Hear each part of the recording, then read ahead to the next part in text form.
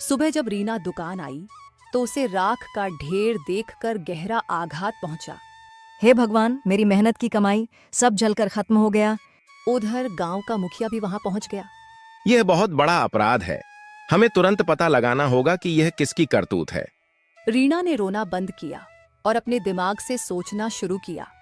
उसे यकीन था कि यह कोई दुर्घटना नहीं थी, बल्कि किसी ने जानबूझकर किया है। उसने सबूत ढूंढने की कोशिश की, इधर उधर झांका पर उसे कुछ नहीं मिला। उदास होकर घर जाने लगी, तभी उसने देखा कि झाड़ियां में एक गमछा और तेल का डब्बा पड़ा है। रीना ने उसे उठाकर मुखिया जी के पास ले गई। गांव में हाहाकार मच गया कि सबूत पकड़ा गया है, किसी की गमछा मिला है। अरे सबूत मुखिया जी के हाथ मिल गया है, अब वह जल्दी ही पकड़ा जाएगा। कि रीना का दुकान में आग किसने लगाया? हाँ, मुझे तो लगता है कि वह तौलिया सीमा के नौकर का है। मैं कल उसे ऐसा ही तौलिया लेते हुए देखा था। मुखिया ने सभी नौजवानों को गांव के चौपाल पर बुलाया और कहा, क्या कोई पहचान सकता है कि यह तौलिया किसका है? गांव वाले तौलिए को ध्यान से देखने लगे। अरे, ऐसा ही तौलिया तो मैंने सीमा के घर पर देखा था। गांव वाले एक दूसरे की ओर देखने लगे। सीमा अब तक शांत खड़ी थी, अचानक घबराने लगी। नहीं, यह मेरा तौलिया नहीं है। मुखिया ने अब मिट्टी का तेल का डब्बा उठाया। उस पर हल्के अक्षरों में सीमा स्टोर्स लिखा था। यह वही दुकान थी जहां से सीमा अपने नौकरों के लिए राशन मंगवाती थी। सीमा, मिट्टी का तेल का डब्बा तो तुम्हारी दुकान का है, यह यहाँ कैसे आया? मैं क्या जानूं? कोई भी मेरे स्टोर से सामान खरीद सकता है। इधर सीमा का पति का व्यापार ठप हो गया था। वो बहुत निराश होकर घर लौट रहा था। वह यह सब चीज से बिल्कुल ही अनजान था कि सीमा क्या कर रही है। वह आते वक्त देखा कि चौपाल पर भीड़ लगी है। वहां पर वह पहुंचा तभी सभी लोग उसकी तरफ देखते रह गए, क्योंकि वह वही गमछा लिए खड़ा था जो मुखिया जी के पास सबूत में मिला था। अब बोलो सीमा, अभी भी तुम कुछ बोल सकती हो। तुम्हारा सबूत तुम्हारे सामने आकर खड़ा हो गया।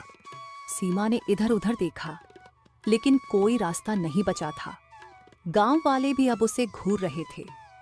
वह घबराहट में बड़बड़ाने लगी। मुझे माफ कर दीजिए मुखिया जी, मैं ही यह सब करवाया था, क्योंकि मैं नहीं चाहती थी कि रीना मुझसे ज्यादा अमीर बन सके। सीमा, तुम्हारी जलन और घमंड ने तुम्हें अपराधी बना दिया। तुम्हारी सजा यही है कि तुम्हें गांव छोड़कर जाना होगा और तुम्हारी संपत्ति से रीना की दुकान फिर से बनाई जाएगी। मुखिया जी, मैं अपनी बहन को सजा नहीं देना चाहती। उसने जो किया वह उसके अपने कर्मों का फल है। मैं बस यही चाहती हूँ कि अब वह सुधर जाए। ठीक है, तुम्हारी जैसी मर्जी रीना। सीमा की आंखों में आंसू आ गए। उसे अपनी गलती का एहसास हो चुका था। दीदी, मुझे माफ कर दो। मैंने जलन में अंधी होकर तुम्हारे साथ बहुत बुरा किया।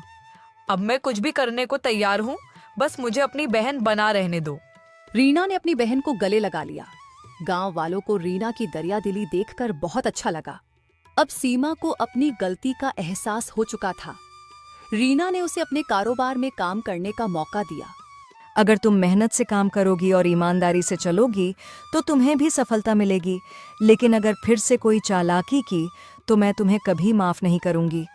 सीमा ने शर्मिंदगी से सर हिला दिया और फिर दोनों बहनें खुशी खुशी अपने कारोबार में लग गई। ये कहानी हमें सिखाती है कि मेहनत और ईमानदारी ही असली सफलता की कुंजी होती है। जलन और धोखा हमेशा बुरे परिणाम लाता है,